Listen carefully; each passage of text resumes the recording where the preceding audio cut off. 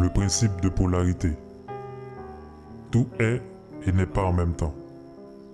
La loi de la polarité explique que ce qui existe entre des choses diamétralement opposées est seulement une question de degré et que les opposés peuvent se rencontrer à travers cette loi. Dans le plan physique, le chaud et le froid sont de nature identique. La différence n'est qu'une question de degré. Le thermomètre indique le degré de température. Le pôle inférieur est appelé froid et le pôle supérieur chaud. Le même principe s'applique pour la lumière et l'obscurité, l'amour et la haine, etc. L'esprit et la matière sont des pôles de la même chose. Les états mentaux peuvent se produire par induction des autres. Il est donc possible de polariser un milieu, une situation. La majorité des résultats obtenus à travers les traitements mentaux se réalisent par l'application de ce principe. La loi du rythme. Tout est en flux et reflux. Tout possède ses moments de haut et de bas, d'avancement et de recul. Tout bouge comme un pendule.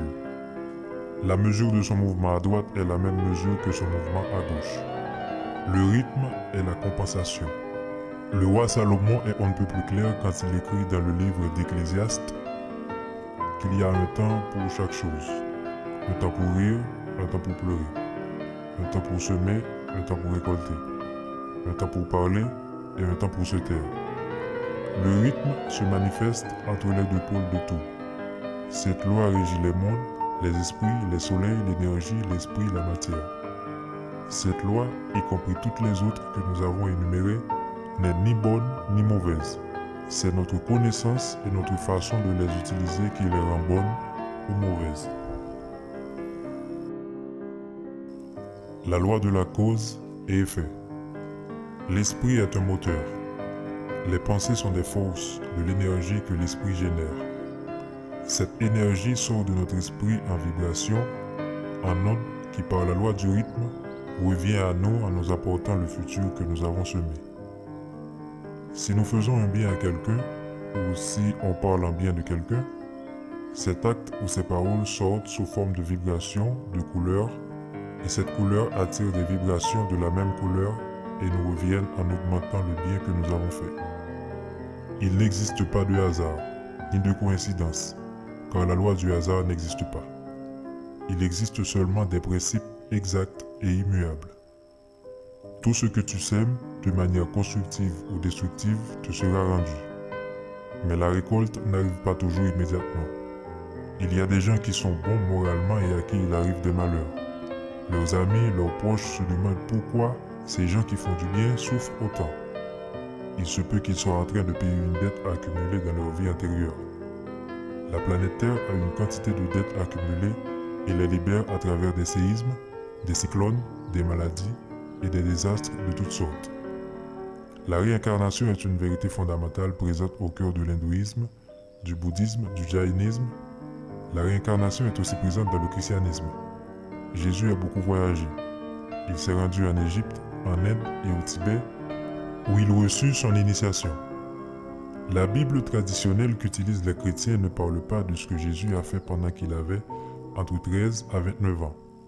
Le canon Pali parle de Jésus en tant qu'Issa, qui, dès sa 14e année, aurait quitté clandestinement la maison paternelle pour se joindre à une caravane en itinérance vers l'Inde.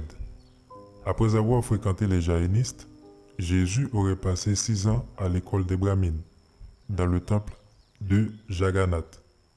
Mais comme il niait publiquement l'existence des divinités de l'hindouisme, qui obscurcissait le principe du pur monothéisme, il dut fuir dans les montagnes du Népal pour échapper aux Brahmines qui voulaient le tuer. Issa, c'est-à-dire Jésus, séjourna 6 années parmi les bouddhistes du Tibet, où il trouva une conception du divin correspondant à son aspiration religieuse profonde.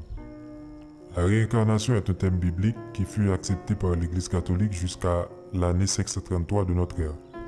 Mais elle fut rejetée dans le second concile de Constantinople, non pas par l'Église ou par le pape, sinon par l'empereur Justinien sous l'influence de son épouse, une ex-prostituée qui croyait que la loi du karma n'était pas convenable. La réincarnation est bel et bien réelle. Il y a des enfants qui naissent dans un pays et qui disent appartenir à d'autres pays, et qui peuvent raconter tout ce qui s'est passé dans leur vie antérieure. Boris Kiprianovitch, ou Petit Boris, est un garçon incroyablement doué, et il est sans doute la personne la plus connue de Zhirinovsk, en Russie. Il est né en 1996, et depuis l'âge de 4 ans, il part sur une montagne appelée Medvedetskaya Grada pour se ressourcer. Souvent, les enfants qui ont des dons sensibles trouvent refuge dans la nature, et tel est le cas de Boris. La mère de Boris, médecin, a remarqué que dès les premiers instants qu'il était plus fort et plus développé que les autres enfants de son âge. Il était capable de relever la tête seulement 15 jours après sa naissance et a commencé à utiliser des mots simples comme « baba » quand il était âgé de 4 mois. D'autres mots sont survenus par la suite. À l'âge d'1 an, Boriska pouvait lire les titres du journal et il a appris à reconnaître les couleurs dans une variété de tons très tôt et facilement. Il a commencé à dessiner à l'âge de 2 ans et également à peindre à l'âge de 2 ans et demi. Sa mémoire impressionnante, ses compétences linguistiques et son esprit vif ont vite été remarqués par ses instituteurs dès qu'il a commencé la maternelle à l'âge de 2 ans. Mis à part sa croissance et son développement incroyable, Boriska a également étonné ses parents en s'inspirant d'une grande variété de sources venues d'ailleurs qu'il ne comprenait pas. Il le retrouvait souvent assis dans sa chambre dans une position de méditation, alors que personne ne pratiquait la méditation chez eux. Boriska parlait beaucoup de l'espace, du pilotage maritime, comment Mars a perdu son atmosphère, et ainsi que des villes sous la surface du sol martien qui sont encore là aujourd'hui. Tous ces souvenirs proviennent de ses vies passées où il a vécu sur Mars, et ses expériences proviennent d'un grand nombre de problèmes auxquels il a été confronté.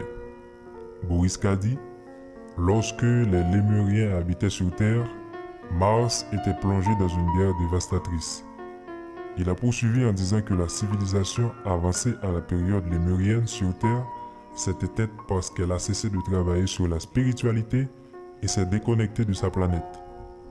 Le scientifique américain d'origine serbe Nikola Tesla, dans une interview offerte à la revue Immortality en 1889, a dit « J'entends tout le temps la musique de l'univers. Quand je n'avais que 12 ans, j'étais persuadé que j'allais un jour me rendre aux chutes du Niagara, car je savais déjà dans ma tendre enfance que j'allais accomplir la plupart de mes découvertes, bien que ça n'était pas totalement clair. J'ai obtenu la capacité de contrôler mon sommeil, de m'endormir et de me réveiller à l'heure que j'avais décidé. Quand je tombe sur quelque chose que je ne comprends pas, je me force à réfléchir à cela dans un rêve.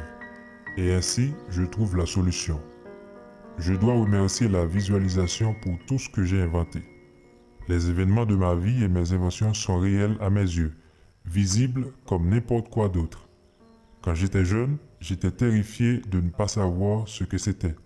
Mais plus tard, j'ai appris à utiliser ce pouvoir en tant que talent et cadeau exceptionnel. Je l'ai entretenu et jalousement préservé.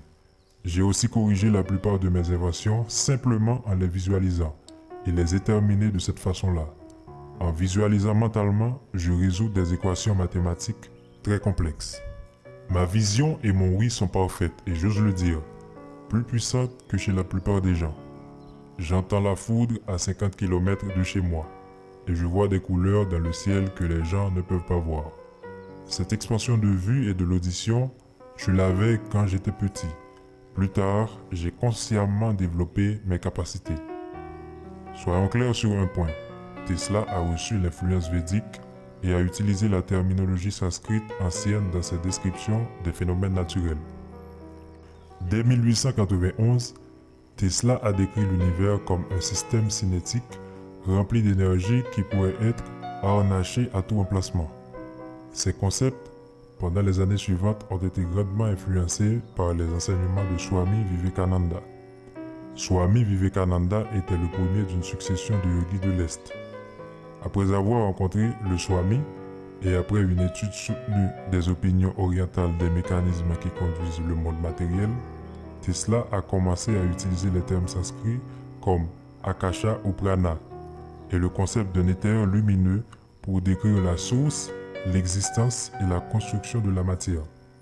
Quand Tesla dit qu'il entend tout le temps le son de l'univers, il fait allusion au son Om, une syllabe sanskrite que l'on retrouve dans plusieurs religions telles que l'hindouisme et sa yoga, le bouddhisme, le jaïnisme, le sikhisme et le brahminisme. Le son Om signifie vibration vitale. D'un point de vue hindouiste, cette syllabe représente le son originel, primordial, à partir duquel l'univers se serait structuré. Elle est décrite ou mentionnée dans certaines Upanishads, notamment Chandogya Upanishad. La réincarnation est réelle car Dieu est infiniment miséricordieux et ne laisse aucun de ses enfants dans un châtiment éternel sans lui donner plusieurs occasions de payer leurs dettes. Et quand les hommes se seraient rendus compte qu'ils sont eux-mêmes la cause de toutes leurs calamités, ils désireront sincèrement tout arranger. Ce désir est celui qui compte et il est nécessaire qu'ils sachent que toutes sortes d'assistance et d'aide leur seront apportées. Le 7e principe, le principe de génération, la base de ce principe est le suivant. Tout en ce principe masculin et féminin. Ce principe, comme tous les autres, est toujours en action. Rien ne peut exister sans le principe de génération. Le mot sexe indique la différence qui existe extérieurement entre le mâle et la femelle dans le plan physique. Dans les plans plus élevés, ce principe prend des formes plus élevées. Mais chaque être porte en lui-même les deux éléments du principe de génération. Le mot genre signifie créer, concevoir, produire, alors que le mot sexe se limite à la vie organique. Le sexe n'est pas un principe de génération, c'est seulement la présence du masculin et du féminin dans toute la création.